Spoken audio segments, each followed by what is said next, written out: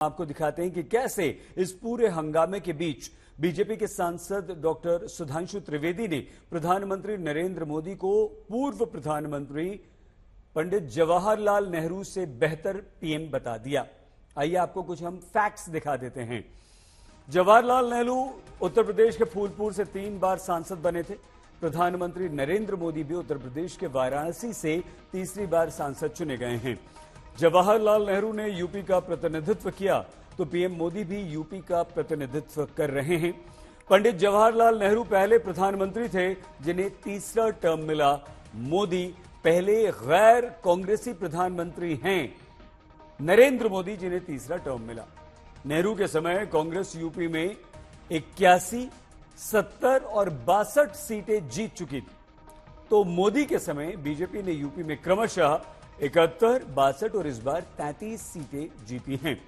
लेकिन बीजेपी के सांसद डॉक्टर सुधांशु त्रिवेदी ने आज राज्यसभा में खड़े होकर पंडित जवाहरलाल नेहरू और प्रधानमंत्री नरेंद्र मोदी की तुलना कर, और न सिर्फ तुलना की बल्कि यह भी कह दिया कि प्रधानमंत्री मोदी की बराबरी पंडित नेहरू नहीं कर सकते। और त्वरित एंड माइंड डिलीवरी को इंश्योर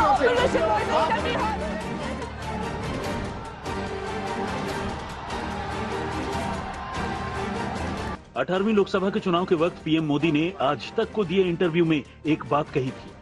जी हां, पीएम मोदी ने कहा था कि कांग्रेस उन्हें तीसरी बार पीएम बनते हुए नहीं देखना चाहती है, क्योंकि पंडित जवाहरलाल नेहरू का रिकॉर्ड न टूट जाए।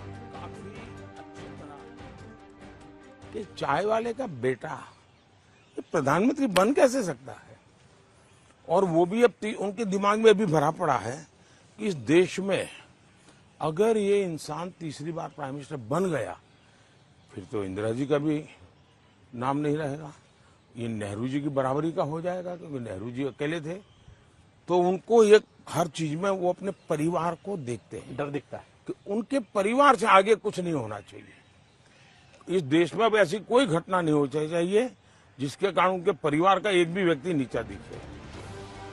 और आज जब राज्यसभा में राष्ट्रपति के अभिभाषण पर चर्चा के दौरान सुधांशु त्रिवेदी ने बोलना शुरू किया तो उन्होंने ये साबित किया कि पीएम मोदी ने तीसरी बार प्रधानमंत्री की शपथ लेकर न सिर्फ पंडित जवाहरलाल नेहरू के रिकॉर्ड की बराबरी की है, बल्कि पीएम मोदी और नेहरू जी की कोई तुलना ही नहीं हो सकती। राष्ट्रपति महोदया ने कहा कि ये देश के इतिहास में 60 साल के बाद ये पहली बार एक घटना हुई है जब लगातार 3 बार किसी प्रधानमंत्री को स्पष्ट बहुमत प्राप्त किया। और जिस समय महामहिम राष्ट्रपति महोदया ने यह शब्द बोला था, हम सबको ध्यान है, सबसे अनेक विपक्षी सदस्यों ने अपनी अपनी सीट पर आवाजें करते हुए इसका प्रतिवाद किया था। संभवतः उनके मन में इस बात के लिए स्वीकार्यता नहीं हो पा रही थी कि यह कैसे हो गया कि लगातार तीसरी बार मोदी जी के नेतृत्व में भारत की जनता ने स्पष्ट जनादेश दिया और पंडित जवाहरलाल नेहरू जी का वो रिकॉर्ड जिसके ऊपर वो बहुत इतराते थे उसकी बराबरी हो गई। मगर हमारे बहुत से विपक्षी सदस्य कहते हैं कि साहब नेहरू जी की बराबरी तो मोदी जी से नहीं हो सकती। आचार्य कृपलानी ने अपनी किताब Gandhi his life and thought, Maulana Azad ने अपनी किताब India wins freedom, Rajmohan Gandhi ने अपनी किताब सरदार पटेल, और उस समय के सबसे प्रख्यात पत्रकार दुर्गादास ने अपनी किताब India from Curzon to Nehru and thereafter में लिखा है कि 1 वोट मिला पट्टाभी रमैया को और शायद 1 या 2 वोट मिले आचार्य कृपलानी को, शेष सारे वोट मिले सरदार पटेल को और 0 वोट मिले जवाहरलाल नेहरू जी को। वाकई कैसे तुलना हो सकती है?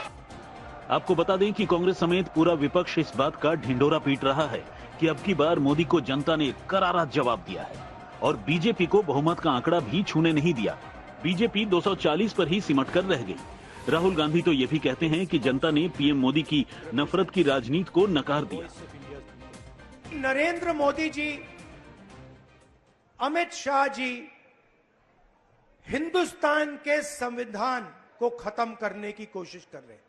जो हिंदुस्तान की नींव है उससे वो खिलवाड़ कर रहे हैं। इसीलिए पूरा देश एक साथ खड़ा हो गया। हिंदुस्तान की राजनीति में एक बदलाव आया। पहली बार हमने देखा कि प्रधानमंत्री खुलकर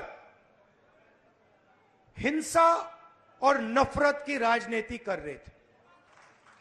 उत्तर प्रदेश की जनता ने नफरत के खिलाफ, हिंसा के खिलाफ, अहंकार के खिलाफ दबाकर वोट दिया है।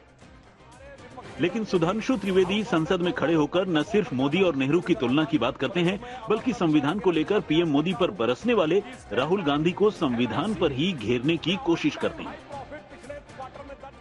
ये सिर्फ इमरजेंसी का विषय नहीं, मैं याद दिलाना चाहता हूं, जब जब ये सत्ता में आए संविधान खतरे में आया। श्री राजीव गांधी जी जब सत्ता में आए और सर्वोच्च न्यायालय ने एक निर्णय दिया और वो निर्णय शरिया के विरुद्ध नजर आया, तो इस देश की संसद ने सर्वोच्च न्यायालय के निर्णय को रौंद कर शरिया को संविधान से ऊपर कर दिया। संविधान खतरे में था।